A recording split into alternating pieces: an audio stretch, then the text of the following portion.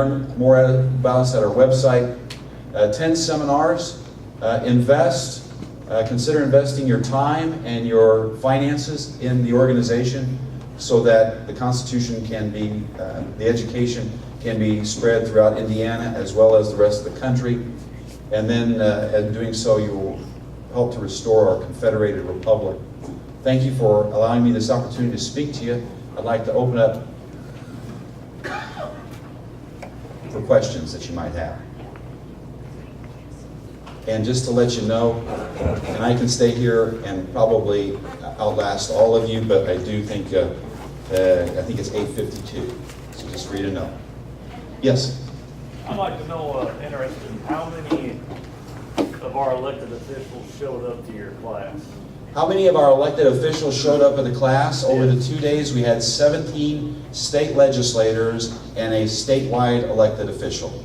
All individuals who were going to be sworn in January, whether on the state or federal level, or senators who were going to be in office continuing their service in January on, were invited, and we had 17 statewide 17 state legislators and 1 statewide official. In your opinion, I mean, I find that very sad. Okay, that's just my opinion. How did you sit with that? Well, to be honest, because I did this for 12 years, so I have a different perspective. To be honest, I was surprised that many showed up. Wow. Wow. Good enough. Thank you. I worked, anyway, that's, yes, sir. What do you know about this gas tax that this government we have now, that they want to tax you on the mileage you go, and the way they do that is everybody gets a chip, and it's going to be controlled by GPS, and not only can they tell you what mileage you go in your car, and they pay taxes on that, but you know every stop. You know anything about that?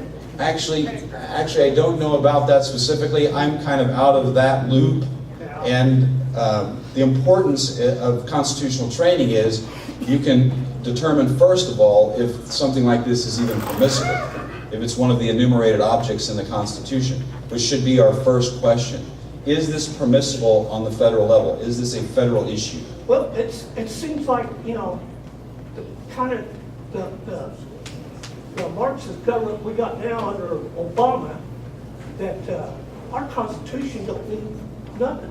I mean, they go into your home, you know, and now they track you with your cell phone and listen in on your phone calls, and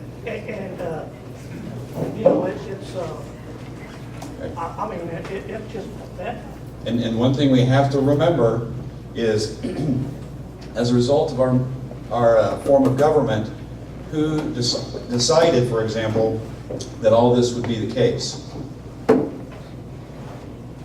think I turned it off. It's probably not pointing. Well, that is one turn off. Who's decided this? Where did all 11 electoral votes in the state of Indiana go in 2008? And we remember that, don't we? Yeah. For Barack Obama. For Barack Obama. And why was that the case? Because state law provides that the majority vote receives all 11 electoral votes. And so this was something that was put into place by we the people. Now maybe not anybody in this room, but we the people, according to the state law and the federal Constitution with regard to the Electoral College.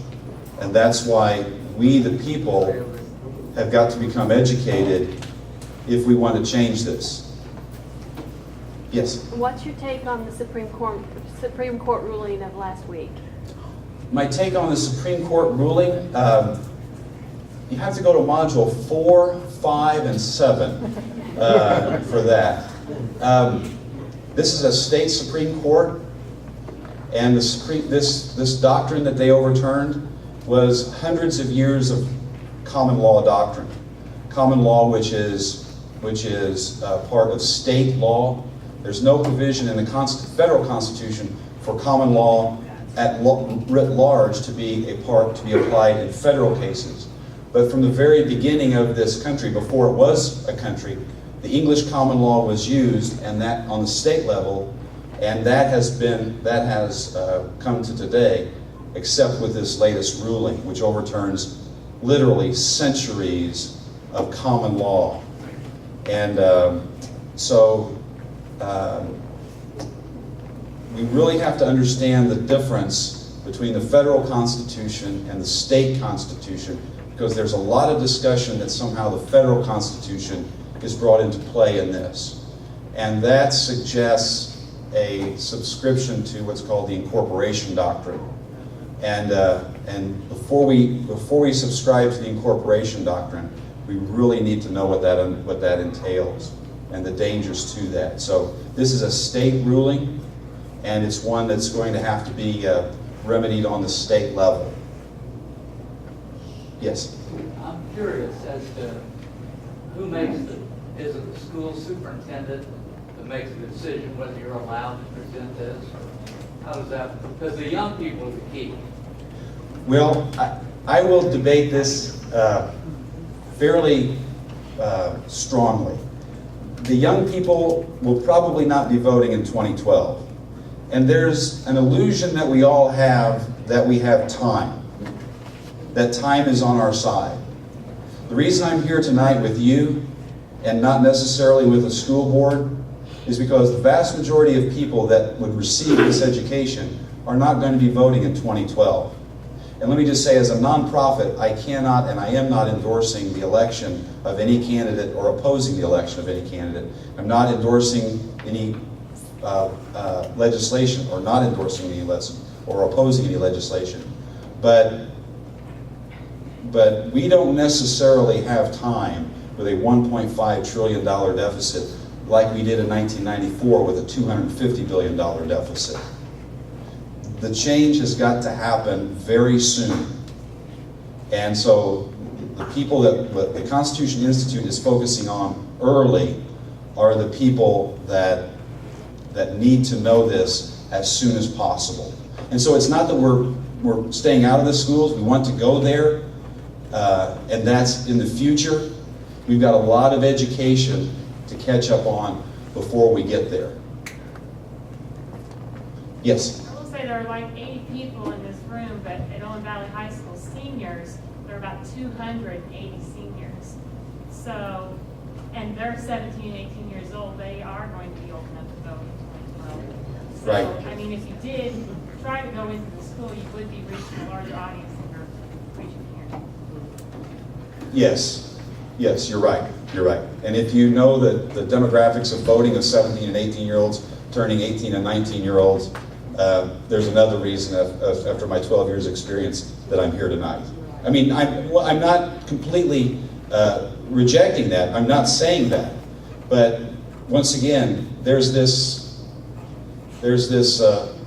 illusion that we got 10 years to solve this, and so young people who are 18 today and who have 4 years of college and will not vote till they're probably 23 or 24 years old on a consistent basis will save this in the future. That's not going to happen. I read, once again, the trustees' report on Social Security and Medicare today while I was getting prepared for this. Believe me, we don't have that much time. And not just because of those issues, but because of everything the federal government is doing to give us $1.6 trillion in deficit every year. Yes? I have an opinion question. I want your opinion, because I get asked this question a lot. You know, we learn about the Constitution, we study it, you read Frederick Bastiat, you read those people and you study. But at what point, and be honest, John, is there a point where we see the state legislators, they're not educated. I had a state senator ask me what the Indiana Constitution said about something he was going in to vote on this last session. At what point do we lose the Constitution?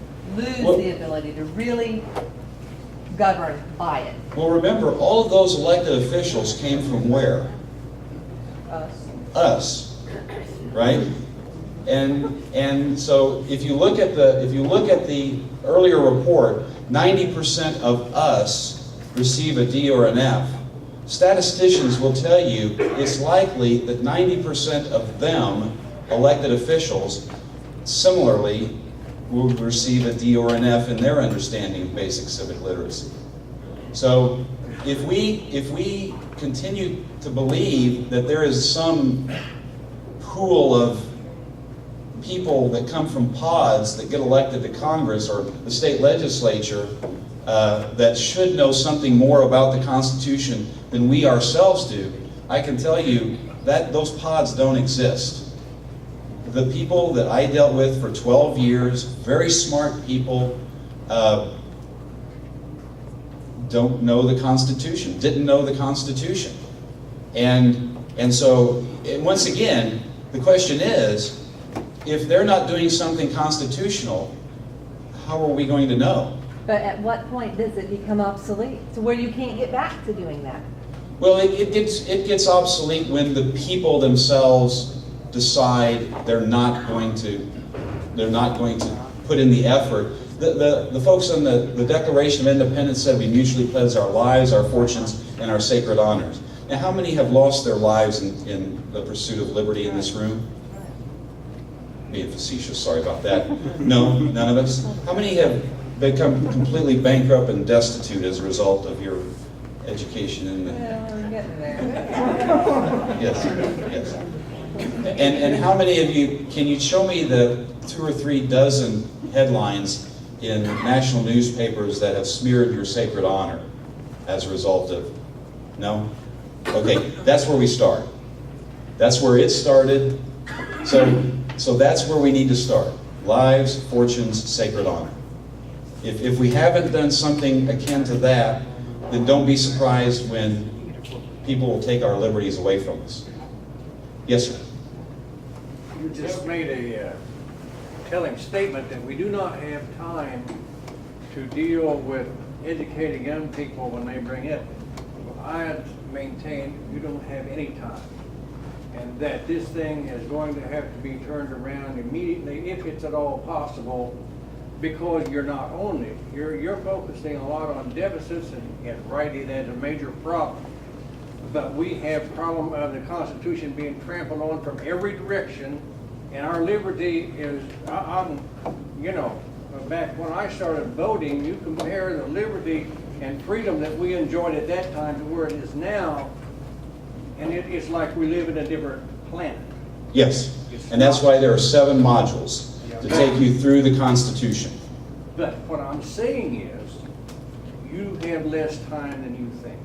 No, I've been there for 12 years. Yeah, You have less time than you think, quite honestly. You have very little time. Yeah, yeah. If you've been there for 12 years, you'd probably not be here tonight, so, because you know how little time we have. Yes, Steve? How expensive are your seminars? Pardon? How expensive? How expensive are seminars? The single module seminars are $30 per person. For each seminar? For each seminar, yes. And $203. $210 for the total, yes. And what we would do is we would have them 5 to 6 weeks apart. Now, some of the folks, for example, the Elkhart Sheriff's Department up in Elkhart County is, the sheriff there is having his police officers, not the correction side, but the police side, having them go through the seminars, and we're teaching groups of police officers in the Sheriff's Department, very similar to what we did with the state legislators, and that is we are doing it 2 days at a time, all 7 modules. And that's because the fact we're putting everything in 2 modules as opposed to 7 modules, it's a significantly discounted rate. And Vigo County contacted me and said that you told them you would do that, and so she said that